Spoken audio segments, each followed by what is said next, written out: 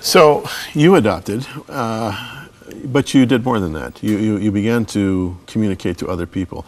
How did this Children's HopeChest thing emerge in your life, and bring us up to speed on what that means and what you're doing right now?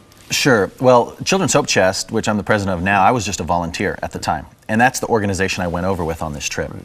When we went to adopt Anya, this was in June, all the process was completed, the paperwork was done, and in March I'm back in Russia. I'm going to tell her for the first time she's going to be our daughter. And so we get to the orphanage, it's freezing cold, I mean, you know, the one light bulb hanging down, I mean, terrible place. And I think no one knows I'm there.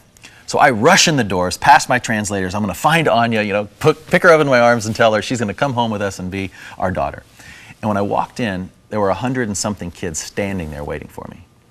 They were up this crickety set of stairs, and they're looking at me in rags with these hollow looks in their eyes. And I didn't know what to do. I was completely caught off guard. And so I kind of started trying to wave, and they weren't really waving back, and I didn't know what was happening. And all of a sudden, these two little girls shoot out of the crowd like bullets, grab my legs. And I'm thinking, oh, how cute. I'd remembered them from camp last year. But what they said changed me forever. They started, you know, rubbing my leg, and they both looked up at me, and they looked me in the eyes, and they said, Papa, Papa. And, you know, Jim, I've never forgotten about that moment, because I think, what must those little girls have gone through to have the courage to say, you know, here's a daddy. He's taking Anya home. Maybe if we throw ourselves out there and tell him we want to go home with him, that he'll take us too. He'll give us a family. He'll be our daddy. And of course, I thought about throwing those kids in that suitcase, but couldn't. And so what we ended up doing is, as a pastor, I help Children's HopeChest develop a program where we take churches all over the U.S. and Canada. I mean, one of our best churches is in Winnipeg, Riverwood. And we connect them with these communities overseas. They adopt, literally, like James 1:27. They take that passage, they incarnate that passage, and they adopt a community of orphans overseas. They have full responsibility for those kids. They travel. It's a holistic program. It's discipleship, but it's food, clothing, shelter, education. We're there with them through the long haul. And our goal is that we want to intersect with these kids so that they don't just survive now, but they thrive. That, you know, we're crazy enough to believe that God uses the foolish things of the world to confound the wise, and that He'll take these kids, and we've already seen Him do it, and they'll become the ones who are attorneys and doctors and political leaders and transform the country. Now, as I'm reading your book, and by the way, I thought it was terrific, you get beyond adopting children. You talk about brokenness generally. You talk about single-parent moms, which is a real heart concern of mine. You talk about the widow. You talk about the little old lady living all by herself with nobody to care. And you actually, in one chapter, suggest some very practical ways. I think it was in 102, 103 somewhere. Yeah, here, page 104, for people to get proactively involved. Everything from calling an organization that's already doing it, to befriending a child who's a member of a single-parent family, helping a single mom, gathering a group of friends and committing 1 or 2% of their income to a kind of a pool to help. I mean, it's some terrific stuff here. Are people picking up on this? You know what, they are. And I firmly believe that this is something that every single Christian has to be involved in. And it comes from the belief that if God is so passionate about it, then we have to live it out. And it's not just overseas and in Africa, though those are important things. It's right in our backyard. That's why I write so much about the single mom, because I believe she's the widow of today. Yeah. And so if you look at the life of Jesus, Jim, everywhere He went, He had this incredible heart of compassion. You could define Him with compassion. He helped the downcast, the throwaway, the prostitute, the broken, people that everybody else overlooked. That's who Jesus intersected with.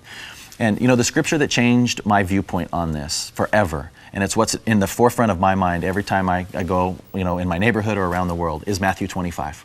And here's the scripture where the disciples are pulling on Jesus, saying, you know, Master, tell us, what are the most important things we can live our life for in this world that are going to matter the most in eternity? And He said, well, let me tell you what it's going to look like. And I know, you know, everybody knows the scripture, but it's good to be reminded. It says He gathers everybody from around, you know, from all time, and He separates them as a shepherd separates the sheep from the goats. And He looks at the sheep and He says, well done, good and faithful servant. Enter into the joy of the Lord prepared for you from the foundation of the world. For I was hungry, you gave me something to eat. Thirsty, you gave me something to drink. Naked, you clothed me. And that's that whole idea that as you've done it unto the least of these, that we're doing that unto Jesus himself. And so if it's that important, then it doesn't matter who we are or where we live, we've got to be involved. Yeah, and King David in Psalm 68, verse 5, a father to the fatherless, a defender of widows, is God in his holy habitation. I mean, the core values of heaven begin there. You know, this comment you made about the single-parent mom being, you know, our equivalent of a widow, I totally agree with that. And in fact, I've been speaking about that in churches. And I've been thrilled to hear pastors call me up or email me and say, you know what, Jim, since you've been here, we've started a ministry to single-parent moms, and it's exploding. Wow. It doesn't surprise me. God's heart is there. Right. If people want to find the Lord, find him in the arena of activity. Absolutely. If you want to be blessed by the Lord, obligate him to bless you by ministering to the broken. Right, that's right. That's You don't have to call down heaven. I mean, he's there. That's right. What do you see happening? We've got a few minutes left in terms of the future of your ministry. Are you pretty much, you know, established now in terms of what you're doing, or do you have dreams for new stuff? Well, I think, you know, when I look at 150 million orphans in the world, I can't help but to be compelled and want to expand. Yeah. But our ministry is a ministry that goes deep. Yeah. And our heart is that we want to recruit as many churches as we can. Churches, communities, Christian businesses, online communities now, who are sponsoring these orphanages. And so we have the program down. I mean, it works fantastic. These kids are coming out of poverty. They're getting out of the orphanage and transitioning into successful adulthood. But we want to help more kids. And so we end up taking a lot of people over and putting them in the fields of the fatherless themselves so that their heart can be transformed. I tell you, once they taste this and once they get their hearts in it, they're never the same again. They can't walk away. Fields of the Fatherless is a great title, by the way. I just love it. But your website is HopeChest.org, right? HopeChest.org. And that's a way of connecting with what you're doing. Final question. You talk about churches. When you go into a church cold, they never heard you before. Do you meet resistance? I do.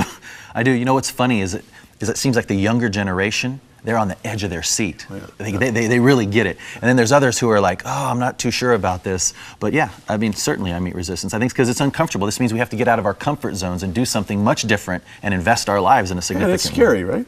I mean, the average person finds this very scary. They're wondering, what are the domino effect implications of this decision that he's calling me to make? No doubt. And I think it should be scary. Yeah. And I think we should feel like we're not capable of fulfilling this, because we need God's Spirit to help us. I mean, if it's his heart, and he's this convinced that we're supposed to be involved, then he'll help us, and all of a sudden we'll be doing things that we thought we could have never done before because we've stepped out. The book is called Fields of the Fatherless, Friends, Discover the Joy of Compassionate Living. Tom Davis is the author. Forward by Stephen Curtis Chapman. Terrific. Well done. Thanks, Tom. Thank you, Jim.